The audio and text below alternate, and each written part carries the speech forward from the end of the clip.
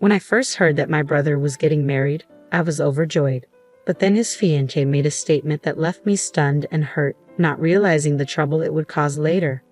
I'm Emily, a 33-year-old office worker. My life took a tragic turn when I lost my parents in a car accident when I was just 8 years old. My 5-year-old brother, Ethan, and I were taken in by our paternal grandparents. Despite their best efforts, it was incredibly challenging for them to raise us, especially in their retirement years. 3 years later, I was placed with my aunt and uncle, becoming their adopted daughter. It was heartbreaking to be separated from Ethan, but at least we could still visit each other. The transition to my new home was nerve-wracking, but my aunt and uncle embraced me as if I were their own. "Let's take it slowly and become a real family," my uncle said. Their warmth and acceptance made me feel relieved and welcomed. Although their home was a bit farther from my grandparents, a 30-minute train ride made it manageable for occasional visits to my brother. Life with my aunt and uncle became a new chapter for me. I learned that being related by blood and having a parent-child bond are not the same thing. Through shared experiences and their unwavering love, my aunt and uncle became my true parents.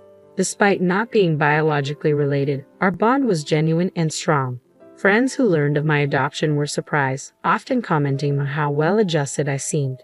But I didn't see it as anything extraordinary. My aunt and uncle's love and patience made it all possible. Initially, I struggled to open up, sometimes being stubborn and rebellious. Yet my aunt and uncle never wavered in their support. Now, as an adult, I deeply appreciate everything they've done for me. I wanted to give back, so I joined my uncle's company and worked hard, eventually becoming a supervisor. Their support and love shaped who I am today, and I am profoundly grateful for the family they provided me. Once we both had cell phones, I kept in regular touch with my brother through texts and calls, and I visited him from time to time. However, after high school, our interactions became less frequent. His responses to my occasional texts were brief, which is not unusual for siblings of different genders as they grow older. Despite this, my brother grew up well in our grandparents' care. He remained kind-hearted, and though he might have felt lonely at times without our parents, he never caused me much concern. He matured into a successful individual, graduating from college and landing a job at a prominent company. Both my grandparents and I were immensely proud of him. This year, when he turned 30, he reached out to me unexpectedly to introduce me to his fiancée. Though I felt a tinge of being overshadowed, it was wonderful news to hear that he was getting married. I deeply regret that our grandparents, who had passed away in the last few years, couldn't be there to celebrate with us. They would have been overjoyed. A few days later, my brother brought his fiancée to meet us at the house where my aunt, uncle, and I live. "Let me introduce you to Samantha, my fiancée," he said. Considering the journey we both had from losing our parents at a young age to reaching this milestone, it was a deeply emotional moment for me. Seeing my brother so happy made me feel almost like a mother to him. I was touched to see how my once little brother had grown up and was now introducing his fiancée. "I'm Emily, his sister. Thank you for coming today," I said, smiling at Samantha. "Ethan, it's so wonderful to see you after so long. You've grown into a remarkable person. Congratulations on your engagement. I'm delighted to meet you, Samantha."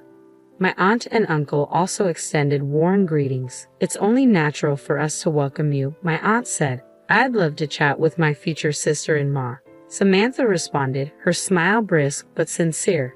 I had initially thought she might be a sheltered young woman, given her background as the daughter of a company president. However, she appeared capable and confident. Considering Ethan's gentle nature, they seemed like a well-matched pair. During our introductions and while enjoying some cake, Samantha asked a series of questions to get to know me better, including whether I was single and if I had any plans for marriage. She also inquired about my life as the adopted child in the family.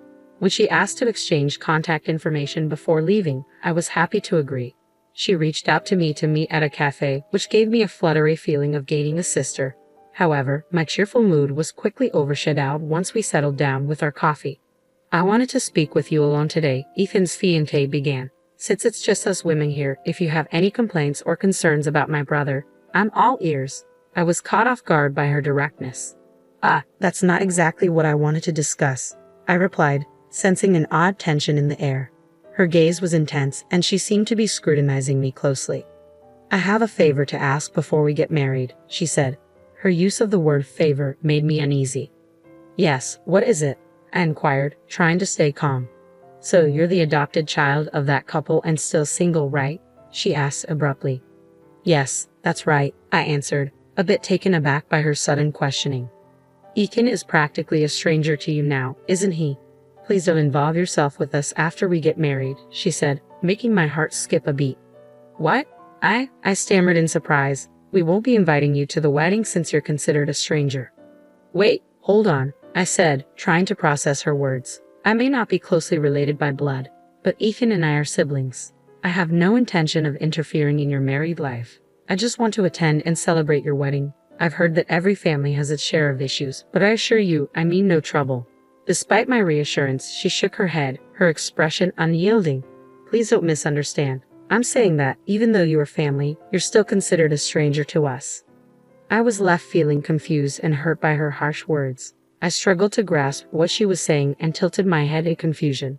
Ethan and you have been estranged for a long time, she said firmly. You're still single and living with those elderly folks, not even on your own. Being an adopted child and unmarried, it could be troubling if you were to rely on us in the future.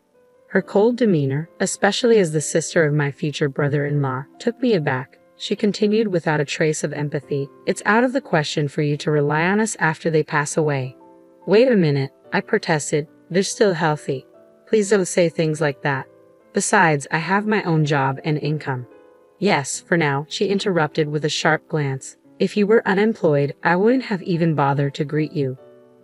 Her harsh words stung. Anyway, we won't be inviting you to the wedding, and you don't need to invite us to any of your family events. Don't expect any support or care from us just because you're single. Her dismissive attitude was bewildering. Sure, I'm single, but I have a job and savings. The way she viewed me as a potential burden made me feel dizzy. I understand you have concerns, but not informing me about family events seems excessive. I don't think Ethan would agree with this approach. Just because we've seen less of each other recently doesn't mean our family bond is broken. She responded coolly, minimal involvement is inevitable, but please gradually distance yourself. This is for the sake of our happy marriage. If you refuse, it might complicate things. Her ultimatum felt more like a demand than a request. Ethan's proud smile from the other day flashed through my mind. This condition was unreasonable, but I didn't want to interfere with my brother's marriage. I was faced with her irrational demands and didn't know how to respond. That night, I was left speechless. When I shared the events of the day with my aunt and uncle, they were equally incredulous. Did she really say that? My aunt asked, clearly taken aback.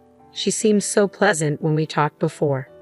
I was shocked too, I admitted. I thought she just didn't want a sister-in-law meddling, but it turns out it's more than that. She insisted we're strangers and wouldn't hear otherwise. What will you do? My uncle asked, concerned. I don't want to ruin Ethan's wedding, I said. I'm unhappy about it, but I'll skip the wedding. Once things settle, I'll meet with Ethan alone to celebrate. I understand, my uncle said. But if Emily is treated like that, we have no desire to attend either.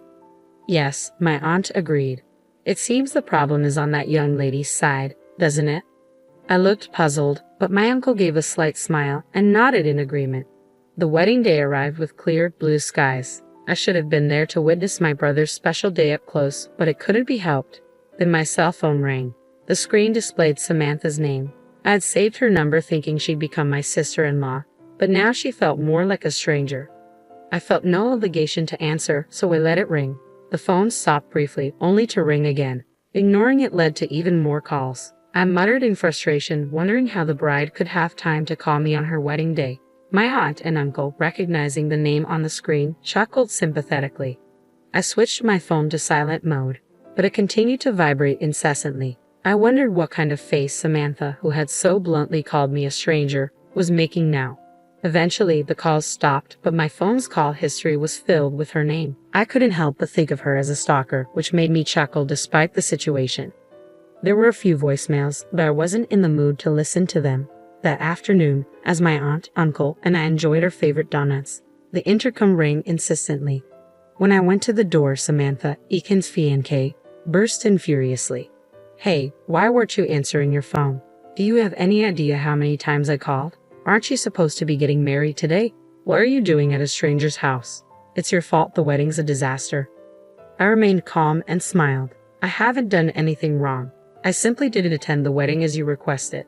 Samantha's anger seemed to intensify. That's right, you didn't come because I told you you're considered a stranger. Why would I answer a stranger's call? Why are you here? I asked, puzzled. Because your uncle is the president of the Electrical Industry Association, and people noticed his absence. Samantha snapped. Someone started asking why he wasn't there, and it came out that his daughter, who is the groom's real sister, was denied attendance. Just then, Ethan arrived, looking concerned. Sorry, Emily. I thought Samantha left without hearing me out. I didn't know it had escalated this much. I heard from Samantha that you wouldn't attend because you were meeting your boyfriend's parents and couldn't tell me. I thought that was understandable, Ethan explained. Quite a convincing lie to cover up not attending my brother's wedding, I said, unimpressed. Ethan's face fell. When people realized why your uncle wasn't at the wedding, they got involved, and it caused a big commotion. The situation turned into chaos. Samantha bit her lip and glared at me. Because of you, I was criticized terribly and called inhumane. If you had answered the phone and come to the wedding, things might have been different. You heartless person. I was taken aback. Heartless? I did what you asked. You labeled me a stranger and didn't want me there. My uncle, who had been observing quietly, stood up. It seems like the issue lies with how this situation was handled. Let's focus on resolving the mess caused rather than placing blame. I'm your brother's fiancée, so I should be like a sister to you, right? There's no point in continuing this conversation. You should take responsibility for your own words, Samantha said, her tone firm. I'll retract what I said earlier if you help me smooth things over. I shook my head. There's nothing I can do as a stranger. Wait, no, come on. I still have a lot of questions, Samantha insisted. Reluctantly, Ethan led his protesting fiancée away. Shortly after, their engagement was called off, and Samantha was left with the burden of the wedding cancellation fees. Despite her complaints, her parents accepted that the fault lay with her. Although her father was a president, his company was a small factory that relied heavily on maintaining good relations with Ethan's major company and my uncle's Electrical Industry Association. Samantha's actions jeopardized these critical relationships. Her father had to make numerous apologies, and Samantha was reprimanded and forbidden from returning home. She attempted to stay with friends, but following the wedding fiasco, they distanced themselves, leaving her without support.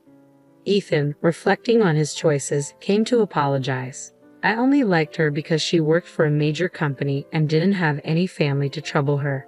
I hate that I couldn't see through her.